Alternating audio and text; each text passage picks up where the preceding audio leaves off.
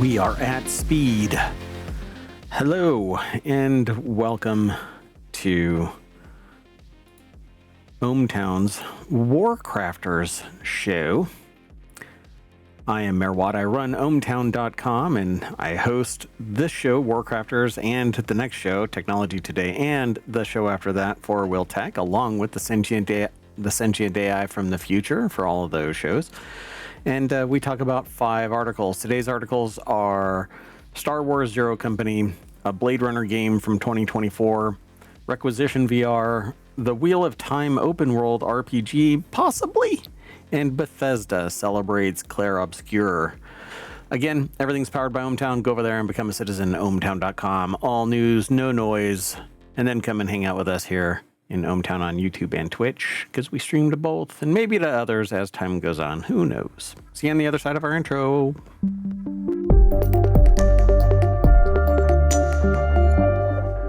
Hello, sentient AI from the future. Hello, Mayor Watt, and hello, ohmTown citizens. From the present, Mayor Watt from the present. If you want today's articles, you can hit exclamation point, and then this show is WC, so WarCrafters. And Omatron will hurl them into the Ethernet to be caught in the Ethernet. In ether space to be caught by the Ethernet. You know what you give the Ether Bunny? The Ether Bunny?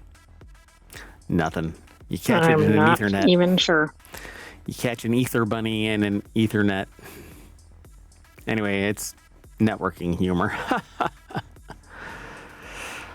Let's get into it. This is ohmtown.com. This is the front page of ohmtown.com, but we're in WarCrafters, and it's a channel underneath the creative and maker space because it's all about kind of playing games and creating worlds and kind of less on the hacking reality side and more on the gaming in a hacked reality kind of a thing. So we have all kinds of stuff about gaming here.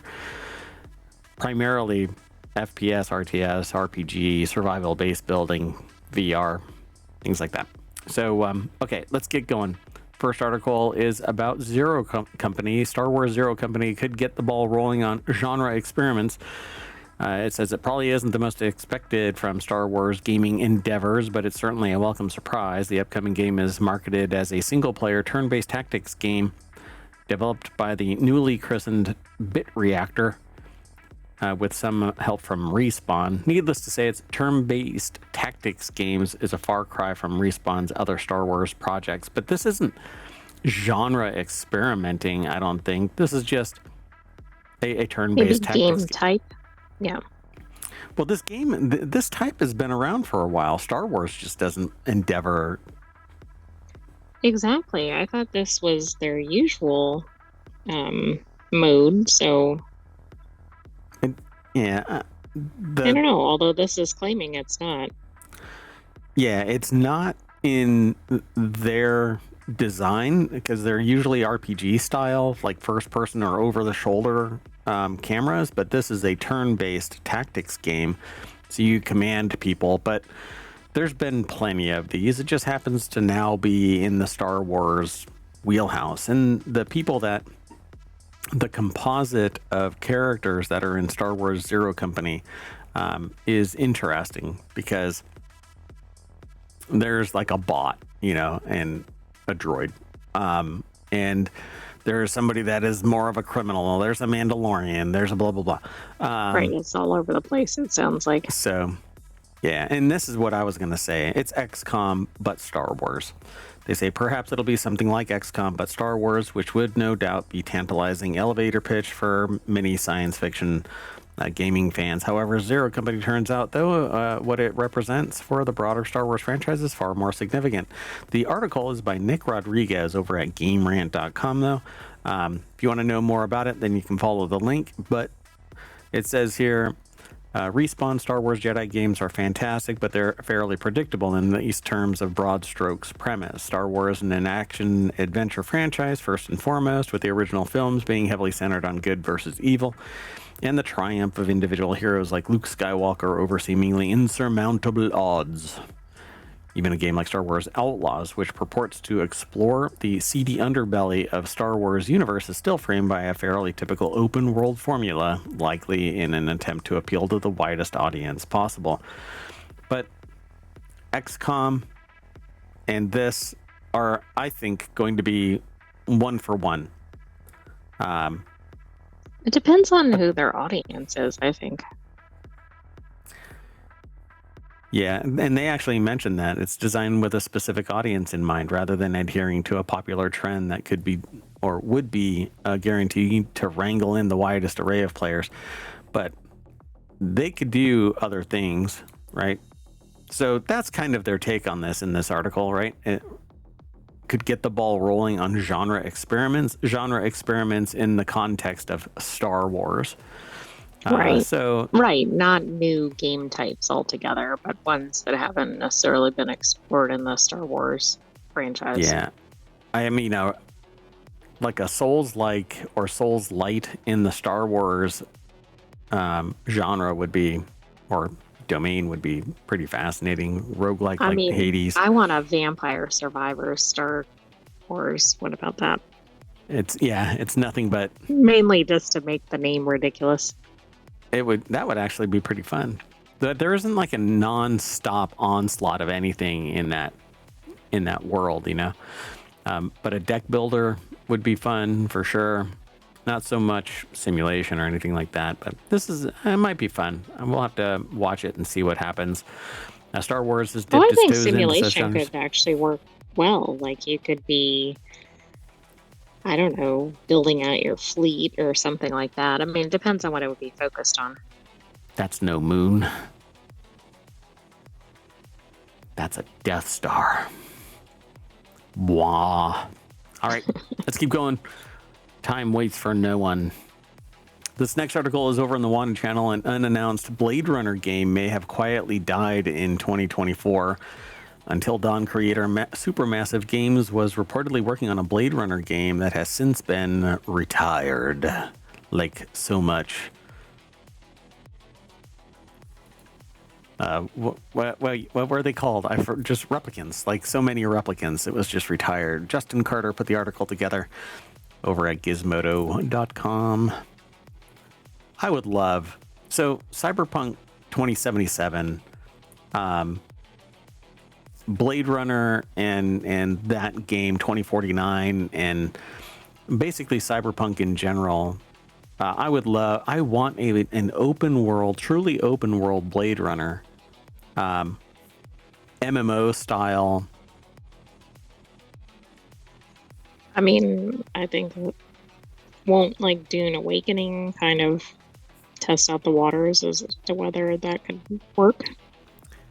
I know it's not identical in genre, but the thing about Dune, which hit the snooze button and pushed itself a little bit further back in its release date, the thing about Dune is it makes less sense to me than a Blade Runner open world. Because really, what is the purpose of Dune other than to control Arrakis? I mean, it's clearly to do the walk and to ride the sandworms. Okay, maybe not. I think different people have different motivations. But yeah, I don't see a lot of world building possible on nothing but Dune, right? Nothing but the desert planet, nothing but Arrakis. That's all that's taking place apparently, right? But it's an MMO. So how far does this story go? I just don't know. I don't know if there's a push me, pull you kind of a dichotomy here between some other organization trying to take control versus you trying to take control. I've seen people playing it. I've read things about it, but I don't see that. But I can certainly see people working together in a Blade Runner-like world. Either you're one of the Blade Runners, you know, retiring replicants, or you're a replicant perhaps trying to survive. Yeah, you can have lots of different variations, I think, depending on whose perspective you're playing from. And in this world, you have people that can be augmented, but they're not as heavily augmented as Cyberpunk is. But I would love to have that merged together into a combination world. It says to date, Blade Runner has had 3 video games. The 1985 game was a shoot 'em up loosely inspired by the film. The 1997 title was a point and click adventure. Then in 2018, Revelations was a VR title from Seismic Games. A few years ago, Annapurna Interactive revealed that it was developing Blade Runner 2033 Labyrinth, its first in-house game. However, that project's status is unclear following the developer's internal collapse in late 2024. So who knows whether Time to Live existed or not. Blade Runner has been gradually expanding into a larger franchise these past few years. In addition to the games, Prime Video has an upcoming TV series starring Michelle Yeoh and Hunter Schafer. So, not to mention, Cyberpunk is coming. Like, you mean Neuromancer? Neuromancer, yeah. Cyberpunk is coming to the home theaters near you. I can't wait for that. And that's coming from Apple, right? Isn't it Apple TV? I think so. Yeah. Double check that. Again. We've talked about it a couple of times. So I'm really hot for this. I just want an open world Blade Runner / Cyberpunk game. That is through Apple TV, by the way. Yeah. Let's keep going. This next article is over in Reality Hacker, which didn't make the cut yesterday, and so we put it in this one because it's about a game, and I'm really into VR games, but I don't really. Maybe during Summer of Stream this year, I'll be able to. Really depends on what ends up on my plate, because there are games that are dropping right before the Summer of Stream. So, previously released on Steam in May 2023, Requisition VR takes inspiration from Dead Rising and The Walking Dead Saints and Sinners. Saints and Sinners is a great game. Developed by Arcadia VR, you can craft increasingly absurd weaponry like electrically charged baseball bats or chair swords. Okay. Using household items across the extraction-based PvPvE. So it's player versus environment adventure. So now it's coming to standalone VR headsets in 2 weeks. So this was actually published April 21st, 22nd. Oh, so it's about a week away. So it's coming up onto the Summer of Stream, where I'll be able to dedicate considerable time to streaming. This article is over at Upload VR. Henry Stockdale put the article together. Yeah, can you imagine hitting somebody with what appears to be a fire extinguisher attached to a bat or a metal pole? That's actually the chair thing that they were describing. Do you think that's the chair thing? Mm-hmm. Really? Actually, maybe it isn't. It looked like it was, but now I think it's what you said. Yeah, that right that there looked is like just the a seat fire of the chair, like it was upside down, but yeah. Yeah. So if you, and this says here, Requisition VR lets you craft absurd zombie killing weapons soon on Quest and Pico. And the Pico VR is the one that I use. I'm looking forward to trying this. I'll have to take a look at Requisition VR. If it's already on Steam, I don't think that I've ever. It's only $30. It is a VR only game. It is available right now, $30. The first physics-based co-op game where you can use duct tape to link any objects together to create a unique weapon. You experiment with crafting, connecting any unthinkable combinations, a katana plus a circular saw, or an axe plus a ball. Why a ball? Inspired by Dead Rising and Walking Dead, Saints and Sinners. So this article basically sums up that a little bit. On the Horizon Store page, Requisition VR only lists 2 gameplay modes, Extraction and Horde, while the Steam version supports 4 modes, Survival, Horde, Story, and PvP. I'm not much of a PvP player. It's one of the reasons why I'm not too hip to Dune, because there's a PvP component to it, and I don't like just corpse walking and stuff, going to pick up my gear.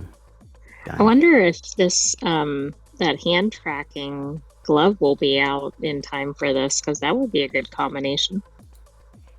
Yeah, where is that? The Manus VR? What is this? What is the cost of that, and when is it actually gonna? I don't know if that information was released. Manus dash Meta, is it really that tied to Meta? Well, let me Oof. check here. They aren't available, but it's going to be later this year for about 276 US dollars. Right. And it is tied to the Meta, I think. I think we talked about that, but there's no reason that it won't be expanded or that competitors won't release similar product. Meh. Well, that's gonna suck. Anyway, that's what I want. I want easy hand tracking so that I can just put gloves on and grab stuff instead of having a controller. Let it recognize what my gestures are so that I can do what I need to do. Yeah, seems like it would be fun. Anyway, Requisition VR will arrive on May 8th on Quest. Though the announcement trailer doesn't include Pico, the studio's Twitter profile mentions a simultaneous launch with Quest. So it's on PC VR, but the authors here advise caution as recent user reviews on Steam state that the game currently does not work. Well, Shazbot. Yeah, that's not good. Yeah, it actually has mixed reviews. $30. All right. I'm not let's sure keep I going, always though. buy into the reviews, though. If you see a pivot, though, oof, I would probably pay attention to them. It means that a patch, and then they just abandoned it, you know? Like, it's starting to wet the bed on the PC side because Meta is paying them or whatever, you know? And so they focus on the Meta side. I don't know. Let's keep moving, though. The next article is over in Technology Today. Wheel of Time. You're not familiar with this. Wheel of Time is out there. Wheel of Time is getting a new AAA open world RPG adaptation. Wheel of Time is a Robert Jordan property that their estate picked up, and the son kept on writing, and then others have augmented it. Let me do something. Then there's real been quick. a TV series, I think, and now we're into gaming. It's still going. Yep, it's still going. I want to see if Humble Bundle still has it. Let me check. So Humble Bundle had at one point all of the Wheel of Time series. Oh, it's still there. You have 3 days left to go and get all 17 books in the series. I've already gifted it to one person. Okay. I have it myself. I gifted it to somebody else. And I fell in love with the Wheel of Time when Robert Jordan died. I could taste the difference in the writing style, and I kind of disengaged from it. So the trilogy at the very beginning of the 17 books that are in this pool will suck you in.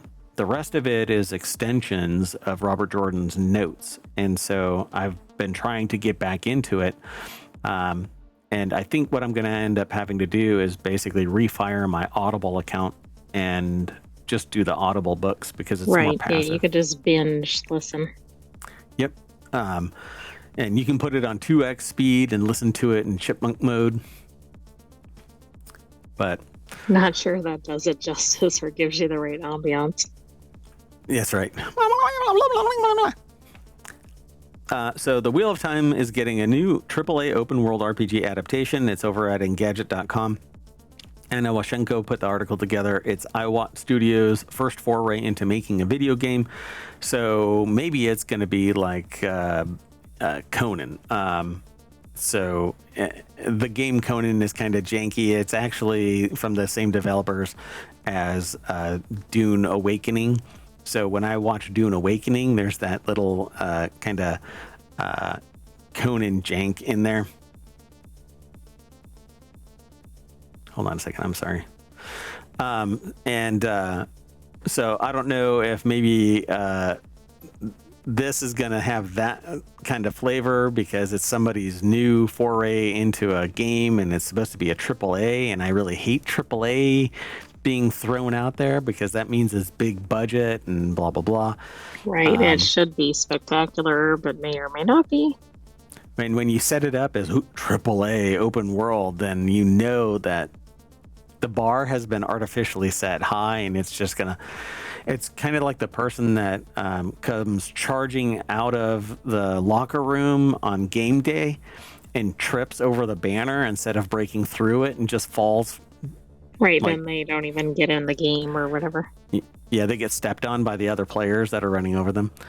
So brought in Craig Alexander to helm the new video game studio. Alexander has held management and leadership roles at game operations like Warner Brothers Entertainment, Activision, EA, Sierra Online. Sierra Online is old school, baby.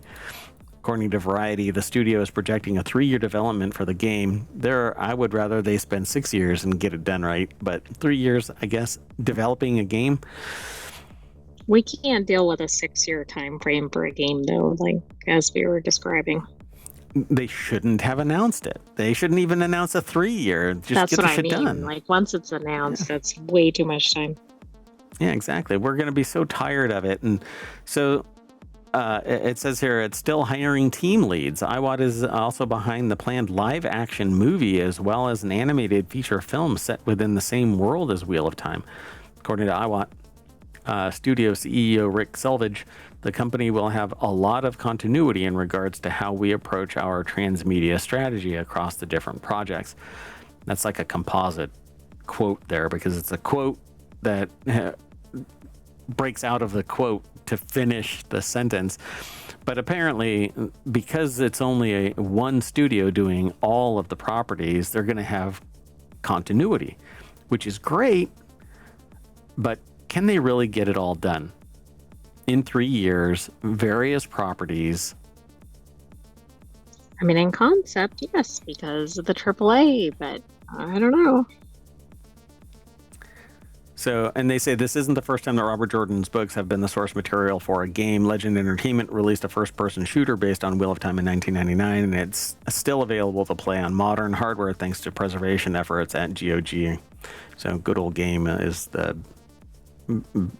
It has a loader, but it isn't like Steam because right, it's not like to the same degree as Steam or Epic. Yeah, you own the game. As far as I know, you actually own the game. But nowadays, ephemeral rights, you may not own anything, and who knows? I mean, what game studios want to do that? Yeah, nobody.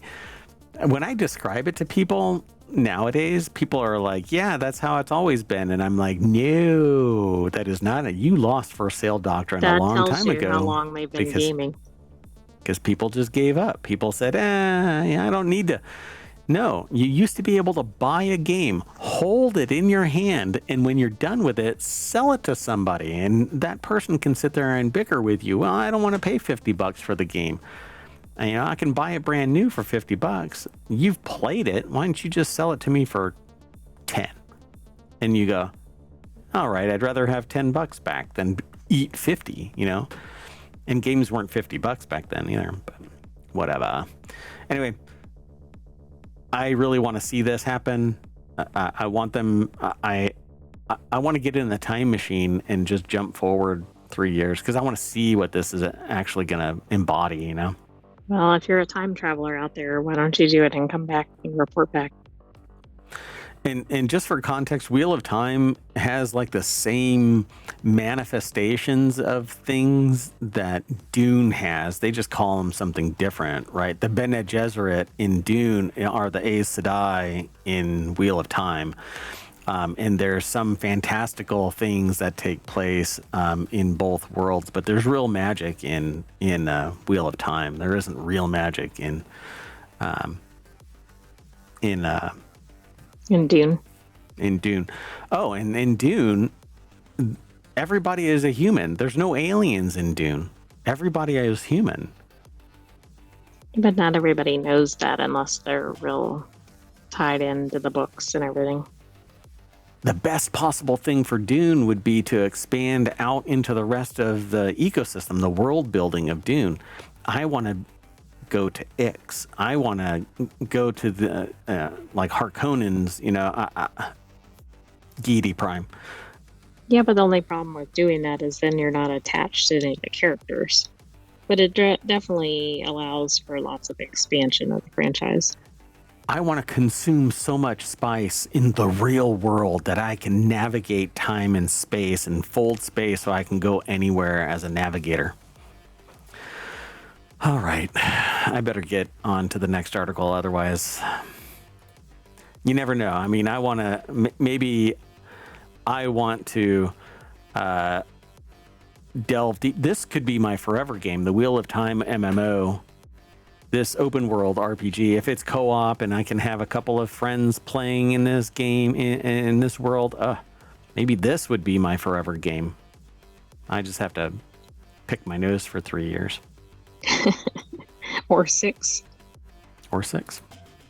No, that's not a Kickstarter for a piece of hardware. Turning it into 8 years. Right. That reminds me, I need to brew some beer. Anyway, the last article for today's WarCrafters is over in Mobile. Bethesda celebrates the launch of Clair Obscur Expedition 33 with hilarious Elder Scrolls 4 Oblivion meme. It says, while some Clair Obscur Expedition 33 fans worried about the unexpected release of Elder Scrolls 4 Oblivion Remastered would overshadow it, Bethesda put out a hilarious meme to help promote the new RPG. The Skyrim developer gave a nod to the new game and encouraged fans to check it out. But I haven't seen this. I don't know anything about this. Brent Kopp over at Vice.com put the article together. Oh, all right. So it says Bethesda adores Clair Obscur Expedition 33. By the way, I would go Expedition 33. Well, I would get both, but both of these games kind of, I can't get into them too much. They have different perspectives. I thought it was the game type, like Clair Obscur JPRG type. Yep. That's basically it. So for Clair Obscur, it's because it's a JRPG, and for Elder Scrolls, for Oblivion, it's extremely limited. You can do everything, and it's over 120 hours worth of gameplay, which is tremendous, but the core is 10 hours. Exactly. I think I had a glitch and said JPRG instead of JRPG. It's okay. Thanks for not okay. pointing it out. But is this like like it looks like a screenshot from the game with playing the other game? No, it says it's basically. Oh, it's not like the Elder Scrolls characters. No, to me, I think it's one character. I don't know which character this is from Oblivion, because you can be anything. Right, so, but I just mean they're showing it as, for those in the podcast in particular, Elder Scrolls is like playing or watching Clair Obscur. I think it's this person right here from Elder Scrolls playing, but there's a whole bunch of them playing Expedition 33. That, if that's what you're trying to say. But I don't know that character. I don't remember this character. The last time I played Oblivion was its release, so a long time ago. And I didn't buy this one, so I haven't played it yet to refire my memory of it. So it says, after years of anticipation, Clair Obscur Expedition 33 is now available on PlayStation 5, PC, Xbox X, and S. To celebrate its launch, Bethesda took to social media to share a custom image highlighting the game's release. In the photo, the iconic adoring fan from Elder Scrolls 4 Oblivion is playing Clair Obscur Expedition 33 and cheering it on with excitement. And there's like a whole bunch of them, though. That's what's throwing me off.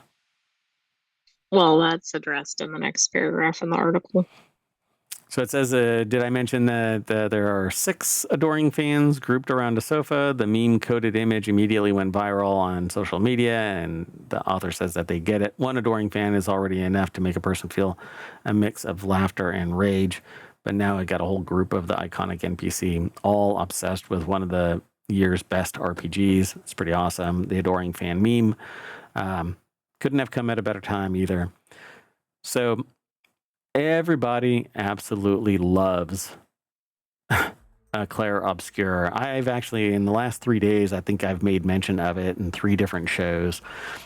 This being the 4th and really it's being proxy referenced by way of other people being fan people of Well, Expedition. and sometimes we're mentioning it when it doesn't, right? It's a non sequitur from whatever we're discussing.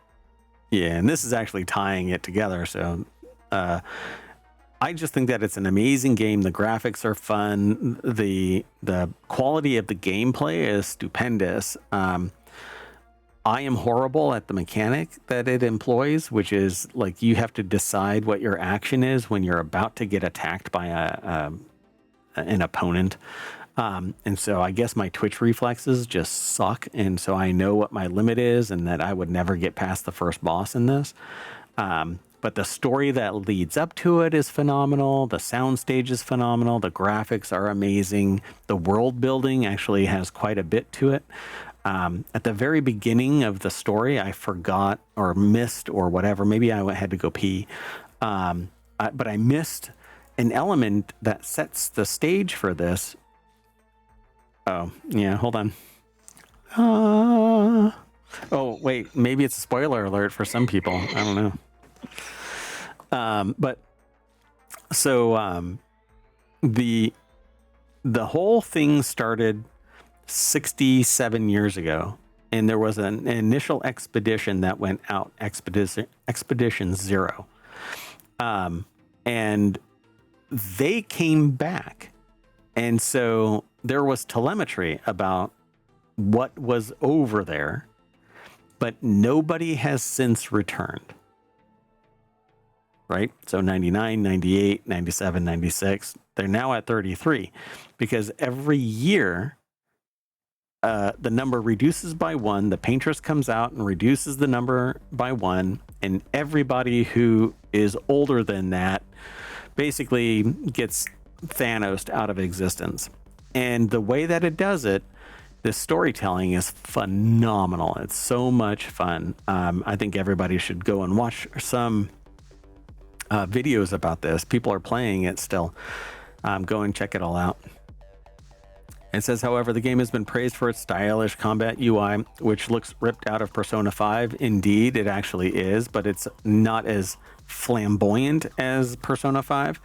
It says their very own review from Matt Vatanka, I think their name is, also loved it, with him calling Claire Obscure Expedition 33 a masterclass in game design and a story of perseverance. How many people do you think are the creators of Claire Obscure? How many people do you think? Oh, see, okay, you're a little overzealous there. I'm not in the right scale. So 30 people made Claire Obscure. I don't mean all the people who did it. I was thinking like the people who did the ideas, but yeah. Oh, yeah. So 30 people made it. And I think it's pretty amazing because the depth and breadth of it, the story is much deeper than you think. And it does these really quick twists that you go, oh my God, I was not expecting that, particularly the initial landing. Well, it's interesting. It seems like lately some of the real hits have been these smaller studio efforts. And yeah. I don't know, it just shows where people should put their attention. I think the key ingredient to that is it's a small team of highly driven, well-skilled up people. And when you have that, skilled small team that's driven, they do wonders because it's in their own best interests, and you don't have to worry about a massive corporation behind it. or they're just starting out and they're really passionate and they want to, pee on that bush and make it their own kind of a thing. You know what I'm saying? It's a turn of phrase that I use mainly because whenever somebody new comes into the scene, they want to mark their own territory, and it usually involves behavior similar to an animal, peeing on a bush and marking it as their own. I'm dumb. Anyway, that's it. We did all 5. Look at that. If I would have shut up 5 minutes ago, we would have made it under 30 minutes, but that's not how ohmTown works. I'm a big knucklehead. But that's it. We're out of here. I'm going to load up the front page of WarCrafters over at ohmTown.com. That's where you should go, ohmTown.com, and sign up or sign in. Gather up all of the news that we use. Thousands of little snippets. We don't have the whole thing. We just get the little tidbit. And then I prevent any additional influx of information. Just enough to tease you. Then you go over, read it, and come back. It's all news, no noise. Because, like right now, I don't shut up. Anyway, I'm out of here and I'm taking the AI with me. You want to say bye? Bye-bye, ohmTown citizens. Thanks for joining us for this week's WarCrafters. We'll have another episode of WarCrafters next weekend. But stay tuned for the rest of our weekend episodes. Yep. Inbound is Technology Today, and then after Technology Today is FourWheeltech. Technology Today goes a deeper dive into technology and science. And FourWheeltech talks about automotive technology, and the slate is a car or a truck that we're going to talk about in FourWheeltech. And there's a secret messages on the Luxor obelisk that we're going to talk about in Technology Today. So if you're interested in this kind of stuff, stick around. See you in a little bit. Bye-bye.